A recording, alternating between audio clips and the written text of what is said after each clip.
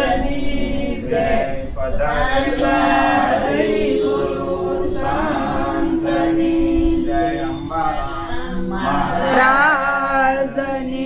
જય મહારાજની જય પ્રથમ કોને સમરવાન વળી કોના લઈએ નામ માત પિતા ગુરુ આપણા લખ પુરુષના લઈએ નામ સદગુરુ ઓ મહારાજની જય મામન કહે છે કે મન વર્તીને સુધાર મન છે ઈજા શિકારી મોટામાં મોટો મૃગલો છે ત્યાં હક લેવા દેતો નથી અને જેમ ખેતર આપણું ભેળાય એમાં કાયારૂપી ખેતર છે એ ભેળાઈ રહ્યું છે પછી કીધું કે એક હતી હરણીને 5 બસવા તો 5 ઇન્દ્રિયો છે પણ એ 5 ઇન્દ્રિયો જ્ઞાન ઇન્દ્રિય છે પણ આપણે અંધશ્રદ્ધામાં વાળી છે અને એક એટલે 5 બસડા કીધા અને 25 પ્રકૃતિ એની વાહે આખું ટોળું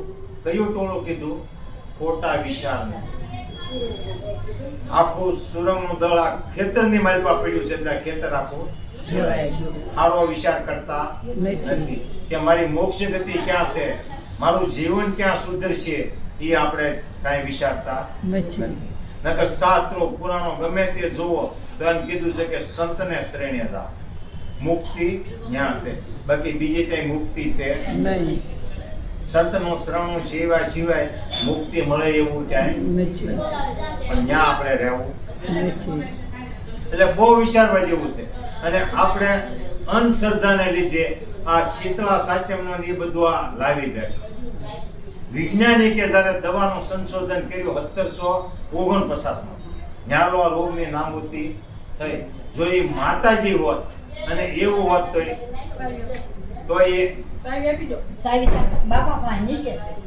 હજી અત્યાર સુધી રોગ ચાલુ હોત પછી ક્યાંય નહીં આ રસીનું સંશોધન થયું વિજ્ઞાનિકે કર્યું ભણતરે અને ન્યાલો નાબૂદી થઈ પણ અંધશ્રદ્ધાને લીધે આપણે માન્યું કે અને સંતોષ છે એમાંથી તમને બહાર કાઢે સ્વાર્થ તો ગુરુ મહારાજે સ્વાર્થ આપણને સમજાવ્યું અંતકરણ છે એ 4 વસ્તુનું છે મન બુદ્ધિ ચિત્ત ને અહમ આ સ્વાર્થ તમને સમજાવ્યું નથી સમજાવ્યું જોઈ લો બહારનું સમજાવ્યું હોય તો મને કહો પછી નાગ પાસે નરસિંહ મહેતા કહે છે જળ કમળ સાંડી જા બાળા સ્વામી અમારો માં જાગશે તો તને મારશે બાળ હત્યાનું પાપ નરસિંહ મહેતાએ આખી કવિતા લખી જળ કમળ તો આ એક જળના બિંદુ માલી અને જળની માલપા આ કમળ થયેલું છે બાલ્યું થયેલું નથી 5 તત્વ અને 3 ગુણ 8 પાકડીનો આ જળ કમળ 8 પાકડીનું ફૂલ બનેલું આને તું છોડી દે નકર આમાં કાળ કોને ખાય છે શરીરને કે તમને પોતાને ખાતો નરસિંહ મહેતા કહે પછી નરસિંહ મહેતા કે કાળંદરીને કૃષ્ણ ભગવાને કે કાળંદરીની મારી પર ડૂબકી મારી અને કાળી નાગને નાખ્યો કહે છે ને તો ગુરુ મહારાજે માર્યો નથી કૃષ્ણ ભગવાને નાગને માર્યો નથી કયો નાગ છે કે શબ્દ સ્પર્શ રૂપ રસ ને ગંધ આ 5 ફણી વાળો નાગ આની મારી પાસે આંખની દ્રષ્ટિ કોઈ સામે બગડી અને ત્યાં મોહિત થયા તોય પતંગ માગ છે એ ગળ પણ હોય ગમે ત્યાં તો ત્યાં બે અને સોટી ઉછેડો તોય મરી જાય સોટી રહે તોય એક જ રસ એને લાગ્યો તો એનું મોત છે તો આપણે કઈ એક રસ્તે વળી ગયા તો આપણે કાળ આંબે 10 દેખવા હરણ છે એને પકડવું હોય કે મારવું હોય તો પારાથી વાજિંત્ર વગાડે અને વાજિંત્રની માલપા લિંક થઈ જાય છે એમ કાગળની માલપા ચિતરેલું એમ ઊભું રહે એટલે તરત એને બાણ મારી દે એમ આપણે ગમે સારું સાંભળીને એમાં ખાસા ખોટાનો જવાબ લેવા આપણે લિંક થાય તો આપણી શું દિશા થાય બાણ વાગે કે ન વાગે આ 5 જ્ઞાન ઇન્દ્રિયો આપણને આપી શબ્દ સ્પર્શ રૂપ રસ ને ગંધ આ 5 ફણી વાળો નાગ આની મારી પાસે જો સમજાય એટલે કૃષ્ણ ભગવાને નાગને નાચ્યો એમ ગુરુ મહારાજે આપણને સમજાવી કે અંધશ્રદ્ધામાં છે એને જ્ઞાન માર્ગમાં પાંચે પાંચ ઇન્દ્રિયોને વાવ. આ વાત છે આ નાગ પાસે સમજણના ઘરમાં આવી જાવ જેમ સમજાવ્યું એમ. એટલે રાંધણ સહિત આ જે તે રાંધતા હતા અને ઈ બધું વાસી માનતા કરો કે આમ થયું તો આમ થાય તો આ બધું વાસી. પણ ગુરુ મહારાજે તમને સાક્ષાત સમજણના ઘરમાં લાવ્યા. રાંધણ સહિત પછી રાંધવું પડે સમજાય. પછી શીતળા સાહિત્ય 4 અંતરણ ને 3 ગુણ. બહાર નીકળી જાઓ એટલે હાત્યમ તમારી ઉજવાઈ ગઈ. તમારે હાત્યમ ઉજવવી પડે. શીતળા સાહિત્ય. પછી કઈ આવી? આઠમ. કૃષ્ણ ભગવાન જ્યારે કંસ જ્યારે એના બેનને મૂકવા જતા એ વખતે આકાશવાણી થઈ કે તમે જેને મૂકવા જાવ છો એને કુખે જે બાળક જન્મ છે એ તમારો કાળ છે. એ વખતે દેવકીને અને એના બનેવીને બેયને કાળાગ્રહની માલપા જેલની માલપા પૂર્યા. કોની? કંસે એના હાળાએ કે કાળ મારો જન્મે પણ હું એને જેટલા બાળક જન્મ છે એને હું વધ કરી નાખી એટલે મને કાળ ક્યાલો આમ છે એટલે એને જેલની માલપા પૂર્યા. તો કૃષ્ણ ભગવાન પ્રગટ થયા તો ક્યાં થયા? જેલમાં. અને અંધારી રાત આઠમ અને રોહિણી નખે. તો ગુરુ મહારાજે તમને ક્યાં બતાવ્યું? જેલમાં બતાવ્યા કે બહાર બતાવ્યા? આ જુગબંધનની જેલ છે એની માલપા પરમાત્મા પ્રગટ બતાવ્યો. ઉપદેશની લાઈનમાં સરો બહાર બતાવ્યા. આ કઈ જેલ છે? જુગબંધનની જેલ. અને એની માલપા પરમાત્મા પ્રગટ છે. અને આપણે અંધશ્રદ્ધાને લીધે હજી કાલે જાકેમ આવ્યું છે તો નો એવા હિંડોળા બાંધશું, નો એવો શણગાર થઈશું, બહાર કરીશું પણ મારી પાસે એનું જોતા નકરી સવાસ ઉસવાસની ક્રિયાને હિસકે હિંડોળે હિસકે જ છે પણ ત્યાં આપણી દ્રષ્ટિ એને ઝુલાવવો પડે એમ નથી, ઝૂલે જ છે. પછી ટાઢિયા તાવની ટાઈટ ક્યાંથી આવે? અંદરથી આવે કે બહારથી આવે? પછી ગુમડાની એની રૂજ અંદરથી આવે કે બહારથી આવે? અંદરથી. હે? અંદરથી જ વસ્તુ આવે. તો કૃષ્ણ ભગવાન જેલની માલપા પ્રગટ થયા અને બહાર તાળા મારેલા હતા અને બહાર સૈનિક બેહારેલો હતો. તો તાળા ક્યાંથી ખોલ્યા? અંદરથી ખોલ્યા. અંદરથી. ગુરુ મહારાજે તાળા ક્યાંથી ખોલ્યા? અંદરથી. અંદરમાં ખોલ્યા કે બહારથી? અંદરથી. અંદરથી ખોલ્યા. એટલે રૂજ સૂજ ટાઢિયા તાવ ને ટાઈટ એ બધું અંદરથી આવે એમ સમજાય. ક્યાં પડી? અંદરથી. અંદર પડી, બહાર પડી નથી. પણ જેમ જેમ સમજીએ અને ગુરુના વસનમાં તે ઉભા રહી તો બહાર ગોતવું પડે એવું છે નહીં. એ વખતે તાળા ખુલે, સૈનિક બધા હુઈ ગયા છે અને એ વખતે એને ઊંડાની માલપા લઈ અને મૂકવા આવે છે. ક્યાં મૂકવા આવે છે? મથુરાની માલપા મૂકવા.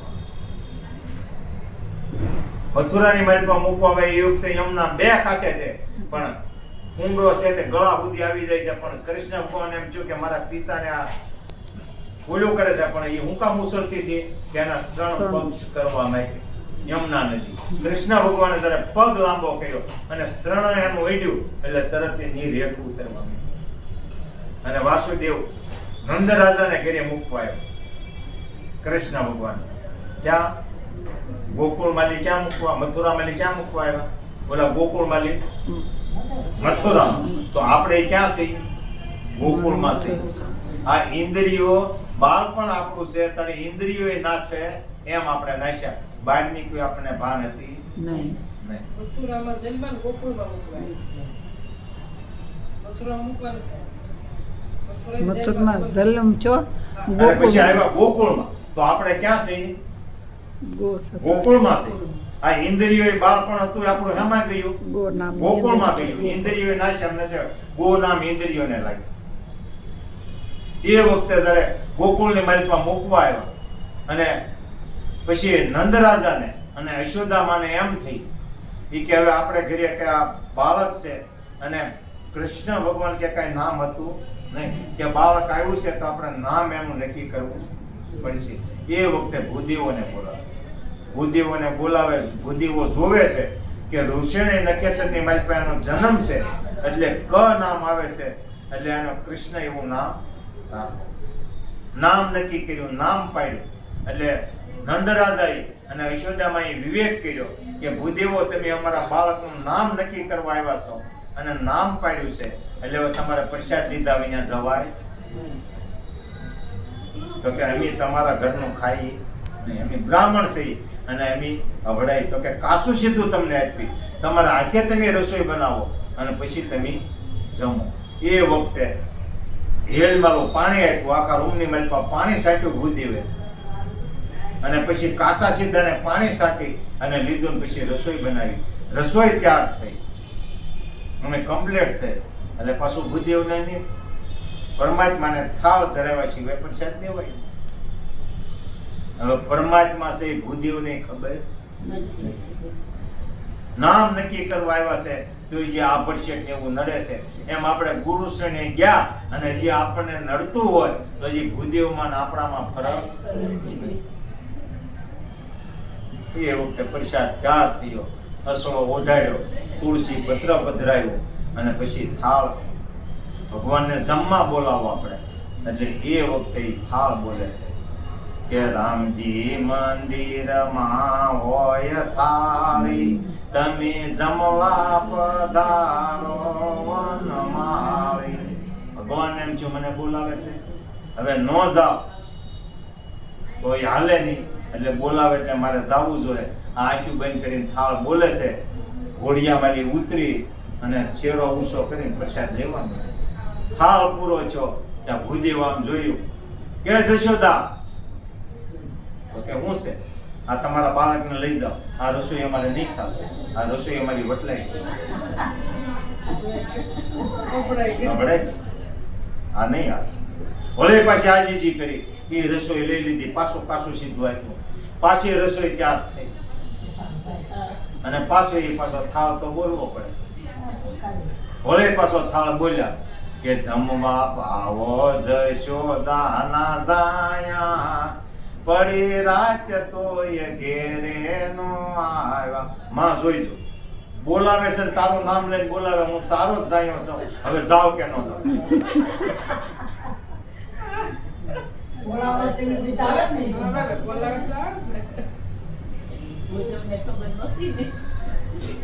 જોઈ જવો. એટલે ગયા વિના નહીં હાલે. હવે ગમે એમ થાય, હોળી પાછા ઉતરીને જમવા મીડ્યા. ત્યાં પછી આ થાળ પૂરો થયો ને આંખ ખોલી દે, કે જશોદા તમને વારે ખેલે કહું છું, અને તમે ગમે એના શેટા લઈ જાઓ, અમારી રસોઈ અભડાવી દેશે અને આ નહીં ચાલે. હોળી પાછી આજીજી કરીને રસોઈ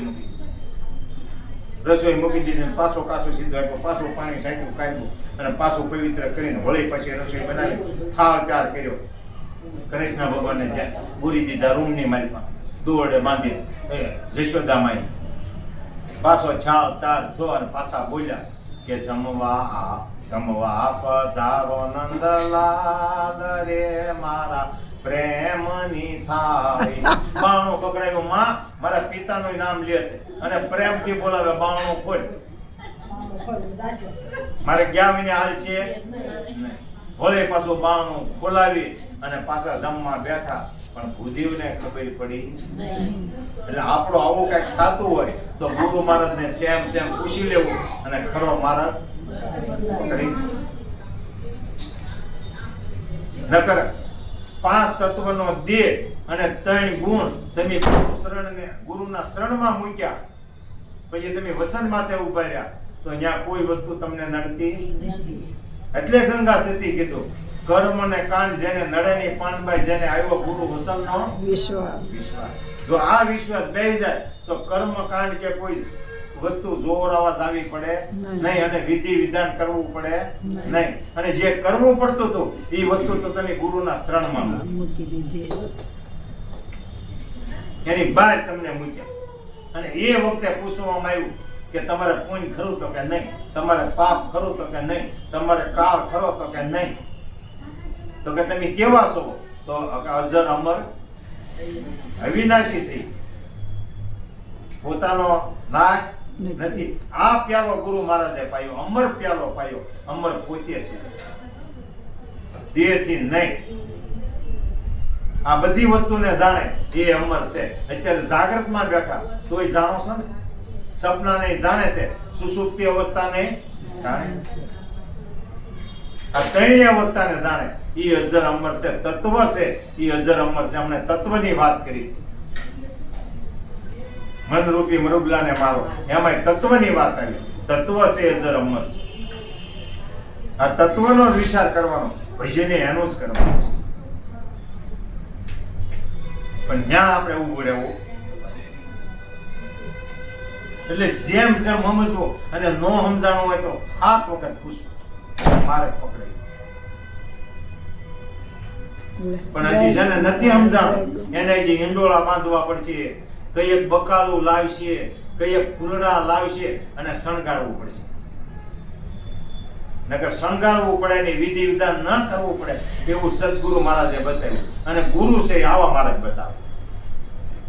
ગુરુ મહારાજ છે આ બધું છોડાવે છે, અને સદગુરુ છે એ બધું છોડાવે છે, અને ગુરુ છે એ બધું પકડાવે છે. જીવરતભાઈ તમે બેઠા તમારું લેશે. આવો તો અહીં જોવો છે કેમ આમ થયું. આવો તમે આવ્યા એટલે આ બાપુ પછી કેમેરો બંધ થઈ ગયો. બરોબર હાલે છે. હાલે જ છે.